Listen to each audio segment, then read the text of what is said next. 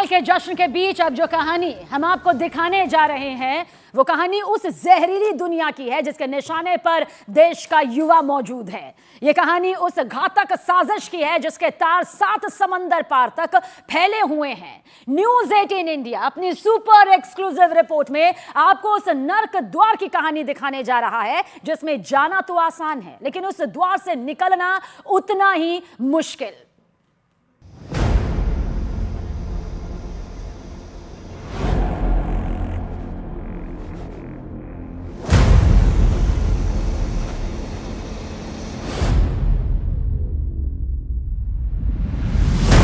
अफगानिस्तान के विभिन्न प्रांतों में हेरोइन का प्रोडक्शन होता है। ये जो हेरोइन है ये भारत में लैंड और समुद्री रास्ते से आती है।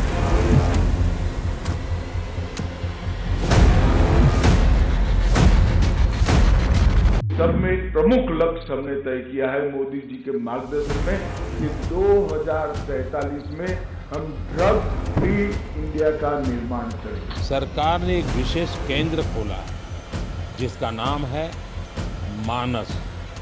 ड्रग्स के खिलाफ लड़ाई में ये बहुत बड़ा कदम है।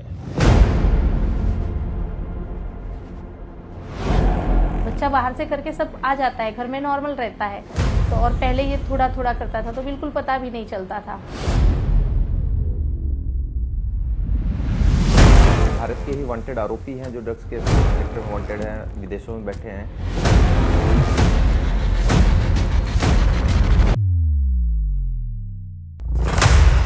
उनकी नजर आपके बच्चों पर है। वो पैसों के लिए कुछ भी कर सकते हैं। वो देश के भविष्य के दुश्मन हैं। वो समंदर से बनाते हैं मौत का रास्ता। नए साल में जहरीली साजिश।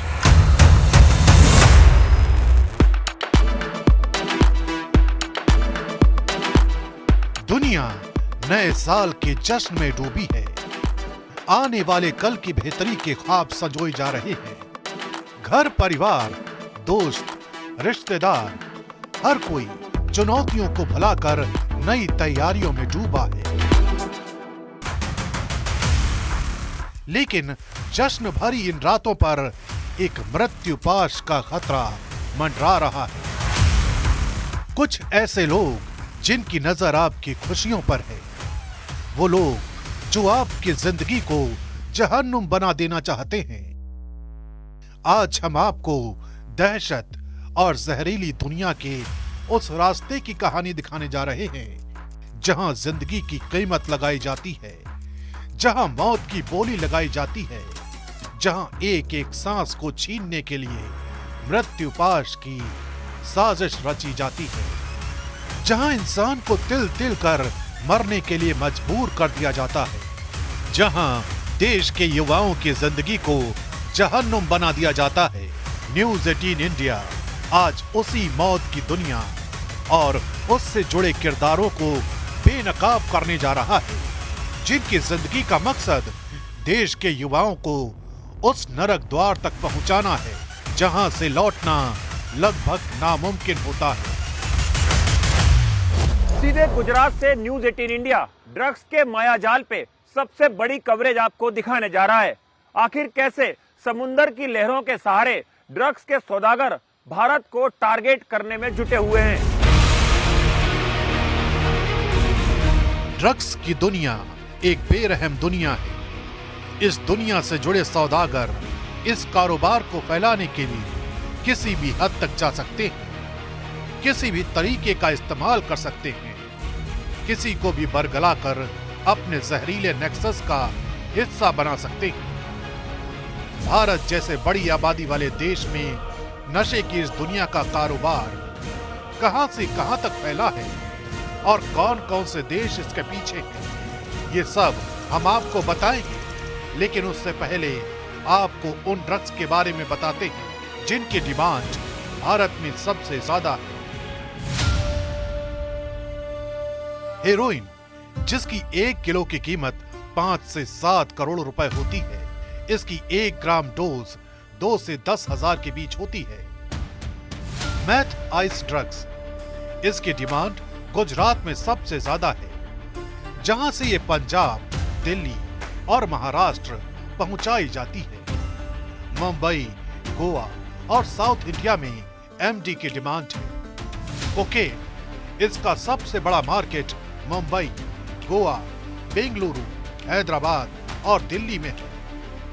1 ग्राम कोकेन की कीमत करीब 10,000 है। इसके अलावा एमडीएमए, चरस, अफीम जैसे नशीले पदार्थों की डिमांड भारत में सबसे ज्यादा है। भारत की सबसे बड़ी फोरेंसिक साइंस लेबोरेटरी के असिस्टेंट डायरेक्टर उमंग पटेल बताते हैं कि कैसे ये जहरीली दुनिया इंसान के दिमाग पर असर करती है। ये ड्रग्स है, उसकी काफ़ी अलग अलग ड्रग की अलग अलग इफेक्ट आती है। कुछ ड्रग्स होते हैं वो स्टिम्युलेंट्स होते हैं, जो मीन्स आपकी जो सेंट्रल नर्वस सिस्टम है उसको स्टिम्युलेट करते हैं, तो वो उसमें ये मेथाम्फेटामाइन, मेफेड्रोन वगैरह ड्रग्स आ जाती है। लेकिन सवाल यही है कि आखिर इस जहरीली दुनिया का नेटवर्क क्या है? कहां तक इस दुनिया की जड़ें हैं? कौन कौन से देश इस कारोबार में शामिल हैं? और भारत में वो कौन सी जगहें हैं जिन्हें ये जहरीली दुनिया अपना इजी टारगेट मानती है? और सबसे बड़ी बात ये कि आखिर इस नेक्सस के खिलाफ कार्रवाई कैसे की जाती है? इन्हीं सवालों के जवाब तलाशने के लिए हम गुजरात पहुंचे थे, जहां अरब सागर की लहरों पर हमने अपनी पड़ताल को शुरू किया। पूरे गुजरात का समुद्री इलाका करीबन 1640 किलोमीटर का है, जिसमें द्वारका जिले का समुद्री इलाका करीबन 230 किलोमीटर का दायरा तय करता है। बता दें कि इसी तरह की फिशिंग बोट के सहारे पाकिस्तान, अफगानिस्तान और ईरान से आने वाली हेरोइन की बड़ी खेप को भारत की सुरक्षा एजेंसियां समुद्र की बॉर्डर लाइन से बरामद करती हैं।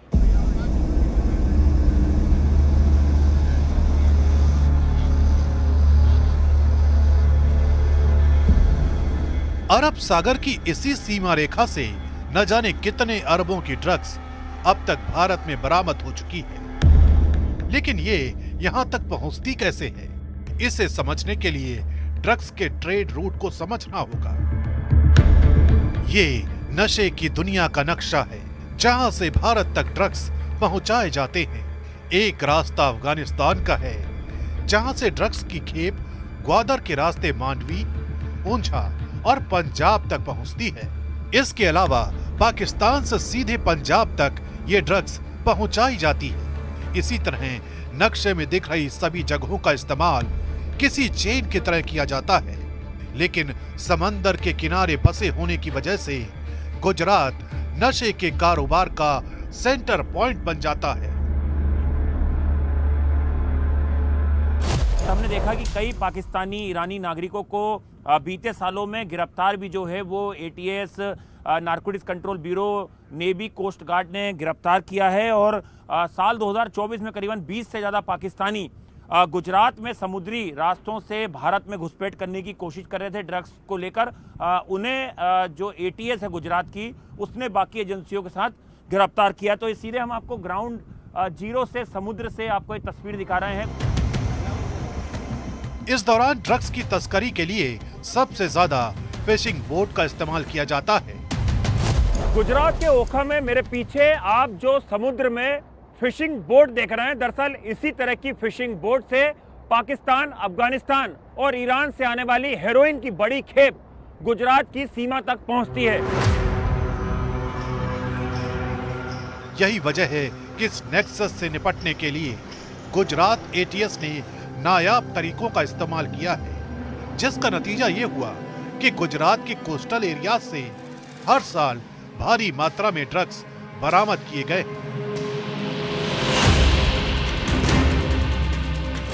अफगानिस्तान के विभिन्न प्रांतों में हीरोइन का प्रोडक्शन होता है।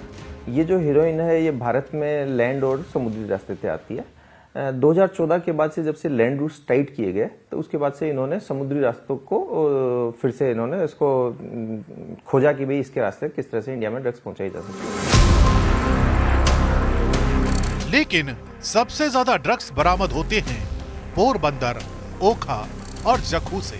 ये तीनों वो जगहें हैं जहां अफगानिस्तान और पाकिस्तान से समंदर के रास्ते ड्रग्स पहुंचाए जाते हैं। यही वजह है कि नेवी कोस्ट गार्ड की नजरें लगातार इन इलाकों पर बनी रहती हैं।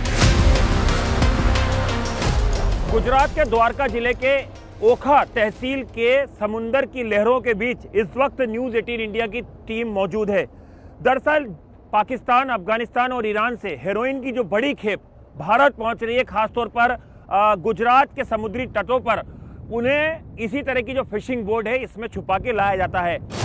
मछुआरे जो हैं इस फिशिंग की आड़ में ये ड्रग्स के कारोबार से जुड़ जाते हैं, पैसे के लालच में दूसरे दुश्मन देशों के साथ।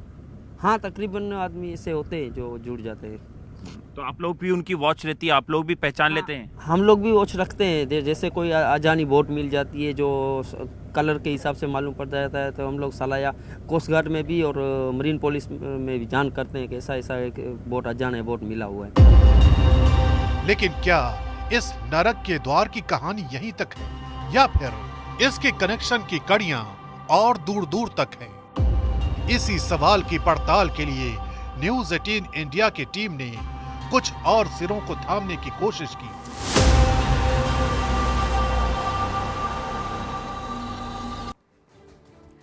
नशे की ये खौफनाक दुनिया इतनी खतरनाक है, लोगों को नशे की इस गिरफ्त से बचाने के लिए बड़े बड़े अभियान तक चलाए जा रहे हैं। बावजूद इसके ड्रग्स माफिया का गठजोड़ इतना ताकतवर है, इनका साम्राज्य इतना फैला हुआ है कि न सिर्फ सिस्टम को सीधी चुनौती देते हैं बल्कि अपने मंसूबों में भी कामयाब हो जाते हैं।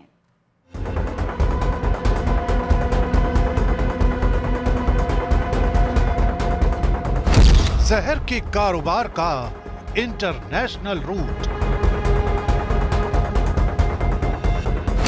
ड्रग्स माफिया की दहशत का साम्राज्य, नशे की दुनिया का डेथ ट्रायंगल, अमेरिका से थाईलैंड तक जहरीली साजिश, अरबों का कारोबार, कई काले किरदार, ड्रग्स की जहरीली दुनिया में डूबा इंसान अपना सब कुछ खो देता है। ये एक ऐसी दलदल है जिसमें इंसान एक बार धंसता है तो फिर धंसता ही चला जाता है।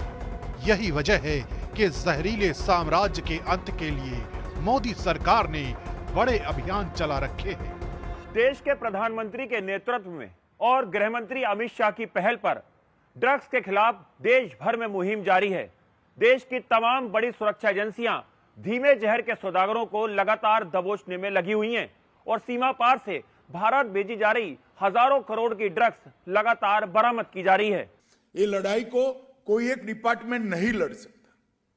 गृह मंत्रालय, राजस्व विभाग, स्वास्थ्य विभाग, सामाजिक न्याय और अधिकारिता विभाग, इसके साथ साथ फार्मास्यूटिकल विभाग और देश के सारे राज्य और केंद्र शासित प्रदेश, ये सब इकट्ठा होकर एक समान तीव्रता के साथ एक ही दिशा में अगर हम लड़ते हैं तो ही ये लड़ाई जीत सकते हैं, वरना लड़ाई हारने का एक दूसरा कारण है। पंजाब एनसीबी और गुजरात एटीएस को लगातार इस ऑपरेशन में बड़ी कामयाबी हाथ लग रही है। ऐसा इसलिए भी है क्योंकि देश की सुरक्षा एजेंसियां उन कोड को ब्रेक करने में कामयाब हो रही हैं जिन कोड का इस्तेमाल पाकिस्तानी ड्रग पैडलर भारत में मौजूद ड्रग्स पैडलर से संपर्क करने के लिए करते हैं। गुजरात एटीएस के सूत्र बताते हैं कि पाकिस्तान, अफगानिस्तान और ईरान से जिस फिशिंग बोट के जरिए हेरोइन की खेप गुजरात की सीमा तक पहुंचती है, दरअसल उस फिशिंग बोट में सवार पाकिस्तानी नागरिक बाकायदा वायरलेस सेट के जरिए भारत के कुछ लोगों के संपर्क में होते हैं और भारत की सुरक्षा एजेंसियां इन्हीं कोड वर्ड को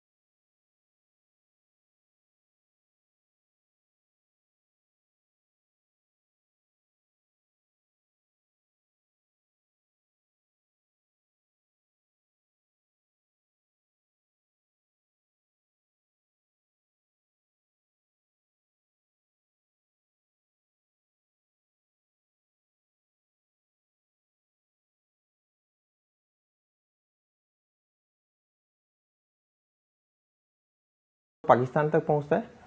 यहाँ पे एक एक की जो की छोटी छोटी पैकेजिंग होती है इनकी, इंडियन जो कोस्ट है उस पे ये लैंड करवाते हैं और उसके बाद में नॉर्दर्न इंडिया में ज़्यादातर जो जगह पे यहाँ पे इनकी खपत है वहाँ तक ये हेरोइन लेके जाई जाती है। दावा तो ये भी किया जाता है कि भारत के कई ऐसे वांटेड हैं जो विदेशों में बैठकर ड्रग्स के सिंडिकेट को आगे बढ़ा रहे हैं। बहुत सारे ऐसे भारत के ही वांटेड आरोपी हैं जो ड्रग्स के सेक्टर में वांटेड हैं, विदेशों में बैठे हैं। इसके अलावा नए नए कार्टेल्स इसमें बनते रहते हैं क्योंकि ये बहुत ही इसमें पैसे काफी मिलते हैं, तो इस तरह से लोग इसमें जुड़ जाते हैं। कुछ समय पहले तक ये एमओ था कि जो बाहर के आरोपी थे जो नॉर्दर्न साइड के, वो लोग यहाँ पे आकर के डिलीवरी लेते थे, लेकिन अभी यहाँ पे काफी डर होने की वजह से उनका इंसिस्ट रहता है कि यहाँ के जो फिशरमैन जो इसको पानी से लैंड तक लेके आ रहे हैं वो इसको नॉर्थ की तरफ लेके जाए। बट इस रूट पे हमने काफी सारे केसेस किए हैं। दुनिया में कुल 6 ऐसे देश हैं जो हेरोइन के लिए सबसे ज्यादा बदनाम हैं। इन 6 देशों में हेरोइन के लिए 2 टर्म का इस्तेमाल होता है, जिनमें से पहला टर्म है डेथ ट्रायंगल, जिसमें म्यांमार, लाओस और कंबोडिया शामिल है। दूसरा टर्म है डेथ क्रिसेंट, जिसमें ईरान, अफगानिस्तान और पाकिस्तान शामिल है। डेथ ट्रायंगल से हेरोइन की सप्लाई पंजाब तक होती है, जबकि डेथ क्रिसेंट यानी ईरान, अफगानिस्तान और पाकिस्तान से जम्मू कश्मीर, पंजाब, राजस्थान, गुजरात और महाराष्ट्र तक हेरोइन की सप्लाई होती है। बहुत सारे बलूच लोग कराची से भी फिशिंग करते हैं, जो सदियों पहले बलूचिस्तान का एरिया छोड़िए कराची में फिशिंग के लिए आए हैं। तो इस वजह से बड़े नंबर में जो फिशरमैन है उसके पीछे जो जिसने ड्रग्स बनाई है, जो मैन लीडर है, वो हो सकता है किसी और कम्युनिटी से भी हो, लेकिन जब फिशरमैन के पास आता है तो जनरली वो बलूच फिशरमैन आ जाते हैं और उनको हम पकड़ते हैं। लेकिन भारत में कोकेन की तस्करी के लिए सिर्फ डेथ ट्रायंगल और डेथ क्रिसेंट का ही इस्तेमाल नहीं होता।